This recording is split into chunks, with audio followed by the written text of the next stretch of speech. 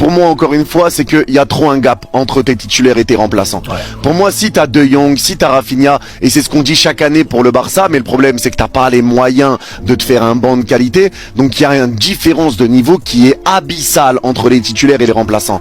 Perdre un Rafinha, c'est cataclysmique. Quand tu sais à quel point il presse, à quel point il fait les efforts, à quel point il soutient Pedri, à quel point il soutient Cancelo, quand tu connais ses appels de balles, parce que on parle souvent de la qualité de passe de Pedri, mais pour que Pedri puisse se montrer avec ses passes, il faut des super appels. Et ça, c'est Rafinha. Rafinha arrive à s'entendre avec Lamine Yamal. La preuve, la spéciale de Lamine Yamal, quand il se met sur son pied gauche et qu'il centre plongeant, c'est pas pour un numéro 9, c'est pas pour Levano Ferran, c'est pour Rafinha.